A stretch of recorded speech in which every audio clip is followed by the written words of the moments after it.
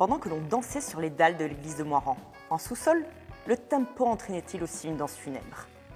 De salle des fêtes en chantier de fouilles, l'édifice et ses tombes interrogent les archéologues. Les squelettes n'ont jamais été aussi bavards. Dans la petite commune de Moirans, bourg important au Moyen-Âge, la joyeuse fête des morts bat aujourd'hui son plein. Au début du XXe siècle, 2 clochers dominent la ville.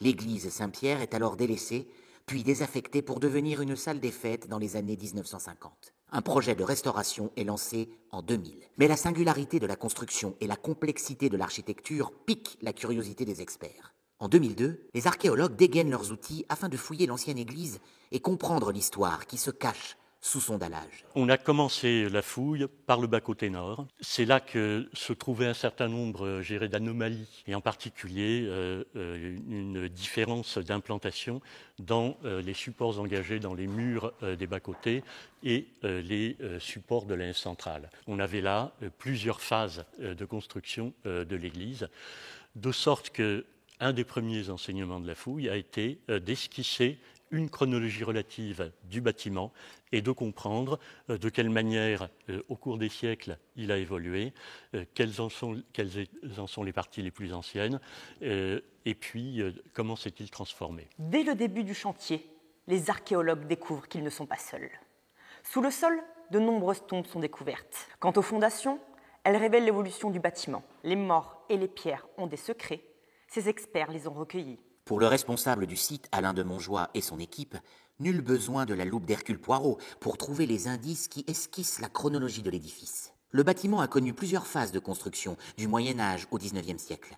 La structure actuelle de l'édifice remonte en grande partie au XIIe siècle. Elle est alors l'église d'un prieuré et le centre de la paroisse pour les habitants qui s'y font enterrer. Les vestiges les plus parlants aujourd'hui demeurent les squelettes. Plus de 200 tombes ont été découvertes en sarcophage pour les plus anciennes, en cercueil pour les plus récentes. Les os, les textiles et les objets sont passés au peigne fin par des archéo-anthropologues. Les épitaphes décryptées par les historiens. Alors c'est particulier de nous donner des os en très bon état, parce qu'on est dans des périodes récentes. Ce sont les dernières personnes qui se sont fait inhumer dans l'église que l'on fouille. Et donc ça, les os sont en très bon état. On retrouve du petit mobilier, du textile, des petits objets de la vie quotidienne aussi, des coiffures. Donc ça nous permet aussi de remettre le squelette dans une démarche humaine, dans un contexte qui était son contexte initial. Et puis aussi, comme ces os sont très bien conservés, ça permet de faire venir des étudiants et de les former tant à l'approche des os humains qu'aux problèmes de décomposition auxquels on est confronté. On ne peut pas travailler en thanatoarchéologie si on ne prend pas en compte la décomposition du cadavre et ses variabilités entre le moment où il est enfoui et le moment où nous, archéologues, on va le retrouver.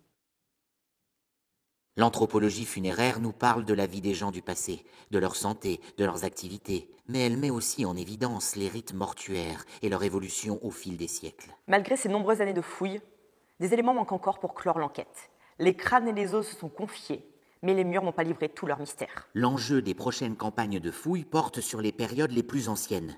Un enjeu de taille, la question de la christianisation des campagnes. Fouiller, ça n'est pas exhumer un trésor, c'est lire un dépôt qui a sédimenté et qui nous apprend comment les hommes ont vécu d'après les traces qu'ils ont laissées. Voilà. En fait, l'archéologie, c'est l'histoire sans les textes. Qu'y a-t-il sous l'édifice actuel ? Comment est-on passé de la petite agglomération antique au lieu de culte chrétien ? Est-ce autour de la tombe d'un personnage vénéré ou d'un martyr que fut bâtie la première église ? La question reste pour le moment ouverte, en attendant la suite des opérations. À terme, la restauration de l'édifice est prévue. Un dossier fouillé à Moirans, en Isère.